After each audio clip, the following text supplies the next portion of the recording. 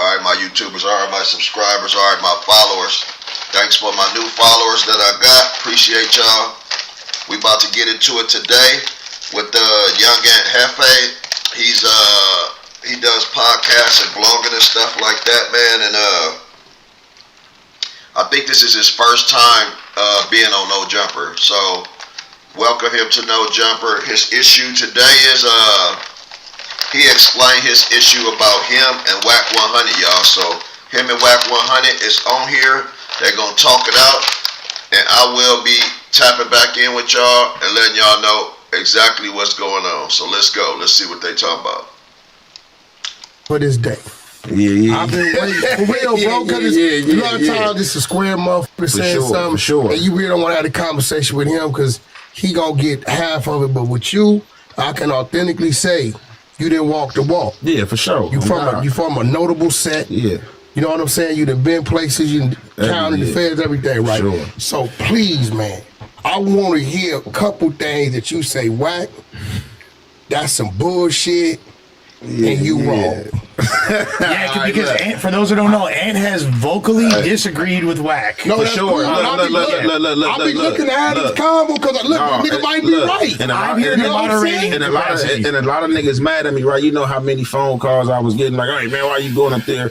Why you doing this? This is a bad look. And I'm like, how this is a bad look, bro? Like, ever since I dropped this segment yesterday saying I got on the phone call with this man and niggas I grew up with, my childhood friends, you know what I'm saying, called in, was like, nah, bro, he didn't tell on us. Niggas just like act like I'm enemy suspect number one, or I'm harvesting niggas. You know what? First of all, let's cover that. Ant, let's cover that. First of all, well, y'all never spoke before yesterday. No, for the other day, never. Right? First of all, if I would have been a nigga from inner city, LA, Compton, Watts, East Side, West Side, 70% of what I deal with, I wouldn't deal with. But because when it comes to the music industry and shit like that, and I'm from Pacoima, and I'm from the Valley, right? Our streets think how a nigga from Whoop-de-Whoop is in position doing Whoop-de-Whoop, and they not understanding we talking about an individual when it comes to business. This ain't about what a nigga hood done did and they didn't award a nigga hood this, that, or this or that, right? So the fact that I'm from the Valley, right, that's what triggers the majority of it. Now, depending on where you going, what neighborhood you go to, they love Whack because they done reached down, whacked and pulled up to the east side. I done been on Mary Street with 3-4 of the people was losing their houses. When I had the real estate office and the financial office, you know what I did? Went over there and redid their loans and saved them people houses. Shout out to my man Deco from 89th Street, right? So, and know what I charged them? Nothing. I remember pulling up to when his little brother get killed, and they told me to come to the funeral. When I got there was a disagreement going on at the house. Yo, what's the problem? Whack the homies just kind of showed him what is it? I wrote the check. Let's get him in the ground, right? But these is cats I did time with. You know what I'm saying? I didn't had extreme love for my Keyway partners. It's real shit. Big Fish. Right. They picked me up from Central Juvenile Hall on the Goose. I left Eminem and went to Delano. Right? Young nigga. Fresh out of YA. Right? When I get in there, everybody roll calling where they from. 3-4 niggas say we got us one. I'm the only damo in there. I jump up. Big Fish from 6-0. G nigga. He like, nah, nigga, this nigga look like he could be my son. He got the heart to jump up, head up or nothing. That's love. I done been in dorms, my nigga, Crazy C from Schoolyard. You know what I'm saying? Right? Whack, check this out. I know you don't know me, but nigga, you know, cause back then it was that black and brown thing going on. You called me out of the blue. Right. Whack, I'm in this contract with Don King. I've been fighting for a year. He won't let me out. 2 weeks. I make a call, boom. I get your release. What I owe you, Whack, what I tell you. No, we're straight. Right? So at the end of the day, I'm colorblind. I'm not a gang banger. I don't hate a motherfucker. I fuck with who fuck with me, period. And a lot of people, believe it or not, and you gonna understand it, that's calling you, it's people that probably reached to.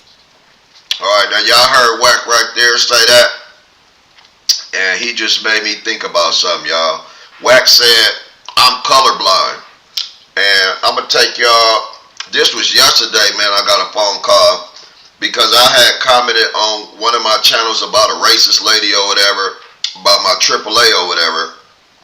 And he called me, he was like, man, what you got against white people or something? And I'm like, and he been my friend for a while, right? So I had to remind him, I'm like, huh? Like, do you know how many white people I've been around and friends and white people I done dealt with, bro, in my lifetime? I'm like, white girls and all that. I'm like, have you ever slept with a white girl, been with a white girl? So he said, look, he said, yeah, man, he was like, yeah, man, I've been with a white girl. She stayed in like Billings, Montana somewhere. I'm like, you know what I'm saying? So I'm like, Billings, Montana. So this how I called him up in the line. And he gonna call me again, what? And I said, well, what's her name? What was her name? Oh, I didn't never even get her name. I'm like, man, come on, man. You full of it, man. How you gonna have sex with someone and you don't know her name or nothing like that? You know what I'm saying? Like, he didn't know who she was or nothing. So at the end of the day, I know he was lying. I had to straighten that up with him, man. Like, bro, I'm colorblind too. But at the same time, if I see somebody wrongs, I'ma right their wrongs. I don't care what color you are, but if stuff keep happening to different people from other nationalities, then you put it out there, just how it is. The thing is with me, ain't no holding back with me. Call it how you see it. So let's get back into this though, man. To me, and I just wouldn't do nothing with them. Yeah. A lot of them be mad because they know it whack with you. If it's a door to be open and you call me, he gonna do that for you, and I'm gonna keep moving. Do you think, know what I'm saying? Wack, do you think more people look at you as an industry person or a street person when it comes down to it? When they want to crucify me, they call me a street nigga. Right? And now I'm going to be real. Before you get going, because I want you to have your questions right. If I don't do nothing, listen to me. I do nothing in the streets. It ain't nothing. It ain't, look. All right, look. No, and hear me out. I do nothing in the street to generate income. If I did anything in the streets to generate income, anybody I did business with, like 6ix9ine, anybody, I'd be in total violation. Yeah. Right now, I don't never say I'm protecting somebody. People know I'm doing business because I tell them. They ain't like they found out. I'd be like, yo, I'm finna go do You this. be in violation for what? No, if I was getting money in the street, but we on some real shit. I shouldn't be fraternizing with. Nah, you can't do that. We're going to set a lot of narratives straight. Come on, now wait. Come on, Ed. So look. Come on, that's why we here, player. Go crazy, gang. First and foremost, my first issue, the podcast with you and Big U. You know what I'm saying? At my studio with Gilly and Wallow? Yeah. Okay. Yeah, you know what I'm saying? You was like, they asked you about the Monster and You thing, and let's talk about that. Listen, hold on before we get there. So my thing is, I can never have a problem about who you pick. Like, if that's your pick, that's your choice. I don't give a you know what I'm saying? Because like all my choices ain't gonna be A-Trade. So like if that's what you pick, that's what you pick. Did you remember what the overall was? When it come to gripping, Gilly and Wallow was basically like giving respects to Monster. Like, nigga, like as far as on the East Coast, Monster set the president. Like, he the reason why niggas gang banging. That's who we looked up to. He wrote the book. No, not only that, I swear to God. He wrote the book. The Bloods, from what they tell me, started over there from them read Monster Cody's book. I'm totally confused about that. Yeah, that's you read the motherfucking Crip book. And like, we gonna be Bloods. Because I read the book in Eminem. I read the book. But that's what I'm saying. You got to acknowledge the importance of the book. But here's the thing. The difference between Monster Cody and Big U was the transitioning. You get me? Transition as far as what? Monster, I don't know what the fuck he was thinking because he had Oprah. This nigga had Oprah Winfrey on his side. Remember Oprah, that big ass book club? Because see, when he did it, they had to run it through Canada and bring it back because of the Son of Sam law. So if you look at the back of the book, instead of it saying U.S. first, say Canada first. They was just intrigued with this nigga work to do that, right? They didn't use that against him not to do it, right? So when he came home, right, he had a motherfucking door so open to step in and run it up. Right. But we seen the book, we read the book, everybody knew about the book. But when Monster come home, all you heard was he home, and then you heard about when he went back. Right. When Big U came home, right, he transitioned. And I'm gonna be real. I know it's transitioning because it was the red flag niggas that did it. Right. Because soon he come up, he catch the case, right, with his son. Right. We bailed him out, got him an attorney, right? His first big check came from the game shoe deal, right? They let him make 80, right? The Nipsey deal come through me and Game strategizing and setting up for him to get the bag. So, and then through us, he met a lot of industry people, right? So Big U, I feel like, was the Crip that did all the time that was known. Now, if you ask me who had more notoriety when it comes to the streets in that era, Monster Cody or Big U, I'm gonna tell you Monster Cody. Yeah. I never heard of Big U when I was right. You can't take that, right? And then when you get to the pen, you hear about all the work he put in. But the transitioning from that, which you're doing, you're transitioning more than Monster, right? The transitioning coming home after having a spark. He had more of a spark because he had a book that was out that Oprah Winfrey was acknowledging, so he could have stepped out. Right, and went. Big U had to come home, use the corrupt card to get to Death Row, and then from there he met us. So when it comes to the transitioning, what's my man they killed? Was it Tookie that they killed? Tookie transitioned and then on Death Row. He wrote the children's book, but he was never able to come back to the streets and blossom with it. Right? Yeah, but Wack, wouldn't you say that back then there was way less opportunities for? Yeah, goddamn you right. Feel me? Like, so, Monster a little older than Big U, right? Sure. So it's like he a generation up under. That's what I'm saying. It's Monster like second generation, you like third generation. That's so it's a whole previous generation. So listen, and I stand on that. I think Big U, when it came to the Crips of, in his era, he had a name in there right now, but the transitioning on the overall, he just had a 21-year run. But hold on though, like see, he had your help. I don't see no one around Monster who had that type of. All right, look. That nigga had Oprah. No. Look, this is what I'm gonna say. Look, man. That nigga could have win. The people that Monster, you know what I'm saying, had around him, like for sure, Monster had billionaire motherfuckers around him. You know what I'm saying, Monster tell you like a connects that he had and people he had in his pocket. This the thing is about Monster. Monster didn't care about that shit. Like for real, seriously, like even the homegirl that fucked with him from years, the G homegirl, she'd tell you, she like, Monster did it regardless of how that nigga died. Like, yeah, to you because you live in his life and you might be more aware. Like, what? Like, if I got $1 billion or $100 million, I ain't gonna do this and that. Like, that nigga lived and died how he wanted to die. Like he didn't care. And so that's what I'm saying. So but process shit differently. So, you know, that could have been like shit from, you know what I'm saying, alleged that he did in the streets. Like, you know, them demons foster it on him to where he like the water era too, bro. I know, but that's what I'm saying. Yeah, it's a difference between having somebody behind you with the bag who willing to help you, and then somebody like Wack who able to navigate it and use that bag to get you there. You know what I'm saying? No, but that's what I'm saying. He had all them people like they was willing to help, but I'm saying that was Monster was just doing him. Like, you know, he was on his little, he was doing what he wanted to do. He was on his little bench just going back and forth to jail. He did that. You know what I'm saying? To where you probably, you know what I'm saying, probably got it. You know what I'm saying? Then he had them around him to help him, like other street people, you know what I'm saying? To where it's different from being helped by people from your background, that's your peers that got money, then you just meeting somebody that might be, you know what I'm saying, westernized to you, or they, you know what I'm saying, but see, one thing you gotta give Big U credit for is he came looking for the help. Okay, I got you. And if I'm not mistaken, his companies, he established these things while he was in jail. So he had a plan. What he's saying is Monster got his ass out and did Monster. Yeah, so in that right, when we talking about it, and I believe right now on some real shit, I see a lot of street dudes, right, that's making a run for big shit. Right now in this era, I'm watching it, like coming from my neighborhood, right? It's a lot of dudes, Jeff Bryan, cats that had big names moving a lot of work. The first battle ramming happened in Pacoima, California. Right? You get what I'm saying? Battle ram.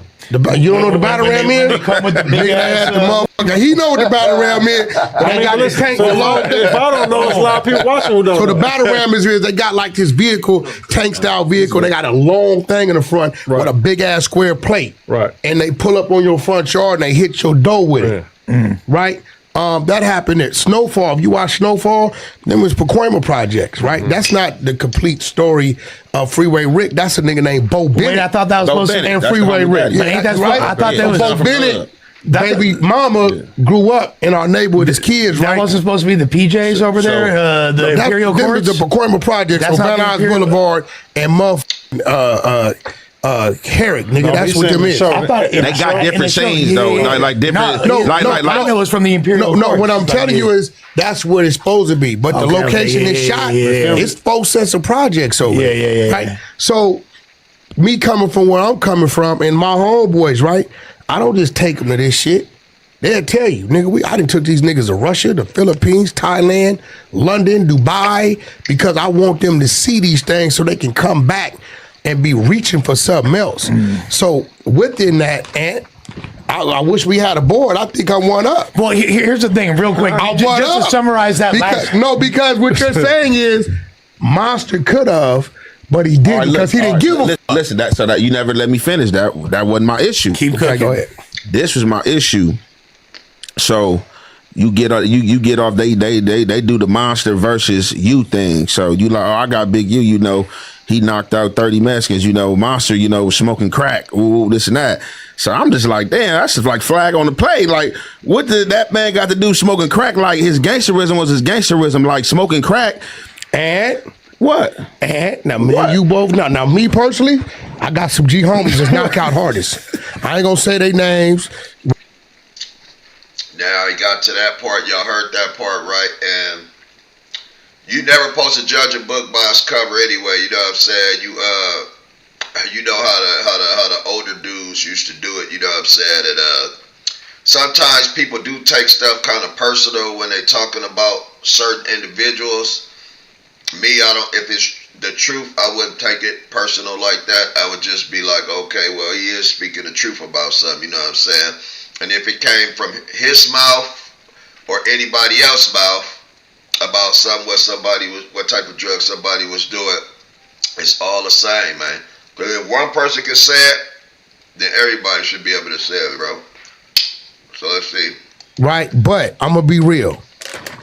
The minute you put that pipe in your mouth, I'm not gonna give you. It's a few things, right? I got some homies that used to be Crips and turned the hood. You could never have the status of a G homie that just been from the hood. The minute you put that pipe in your mouth, and I'm gonna be real, certain things I accept because of the era. PCP and them niggas era, I don't hold it against them, right? That's a sure. I'm gonna be real. Another one that's kind of on the edge is the Primos and the powder, right? I was gonna say powder in general. No, I don't because I know what it is. But nigga, if you put that straight shooter in your mouth, I can't give you the same R that I gave that the nigga from your same generation or whatever who didn't, because y'all was experiencing the same shit. I can't. I'm looking at you. I don't think you never fucked around. No, hell no. Okay, I ain't no fucking around, right? So look, hold on. Now be real. So if it's a homie, right? Say if it's a homie, and hypothetically, and he didn't smoke crack, the minute he say some weird shit, right? Or they like, man, that nigga whoop said this about you. What first thing you gonna say? Oh, bass head ass nigga. Keep it real. Oh, listen. I ain't gonna lie. Look, see, I'm really a nigga that stand on like it ain't what you do, it's how you do it. Now, hell no, I'm not gonna smoke crack, nigga. I'm not gonna smoke water, nigga. I don't do nothing but smoke weed. Yeah, I don't do shit but smoke weed. I don't smoke cigarettes, none of that shit. My whole life, this the only thing I do. If I stop this, I'll stop spending a lot of money. I'll get in trouble for this shit right here. Gotcha. I don't do shit else. I rarely drink unless I'm with my niggas that drink or anything. Okay, so you just saw the clip, but did you know that you can watch this entire interview right now before it's released to the public, uncensored, by becoming. All right, y'all. So Adam 22 got on there, you know what I'm saying? We're going to see the whole clip, you know what I'm saying? It kind of started off slow if you ask me, man. You know, if I'm on No Jumper, I'm going to speed it up, man. We about to get it popping, man. It's going to be full of energy, you know what I'm saying? I'm not finna waste no time messing with them. I'm about to be buddy-buddy with them, you know what I'm saying? And we going to handle it like that because at the end of the day, like I say, you always want to be around people who you comfortable with, you know what I'm saying? And, people who surround you, you want to be able to trust them at the end of the day, y'all. And times is changing. You can't keep going you can't keep walking a straight track your whole life. Sometimes you gotta turn, or you gotta, you know what I'm saying, you gotta do something different. So at the end of the day, man, when the whole interview come out, we gonna tap back in. I really didn't see anything like, as far as I could point out to where it was like, well, you got a point there, or you got a point there. You know what I'm saying? They basically was talking about Big U and Monster Cody. You know what I'm saying? And it really wasn't talking about nothing like that. So I thought it was going somewhere else with this. I thought it was gonna be some different questions asked about certain stuff, and it didn't go there. It was just about a disagreement about something that had happened, which that's how it's supposed to be. At the end of the day, man, it's good to see black people and white people and whoever else other people sitting in the same room talking together and all that, man. Just how we do it, man. And at the end of the day, everybody gonna come together anyway, sooner or later, you know what I'm saying? Because when stuff gets serious and real serious, there will be ways to bring people together anyway. So with that being said, man, tap in, log in, subscribe to my channel, share, man, like, comment, whatever you want to do. Tap in, man. This handle your business.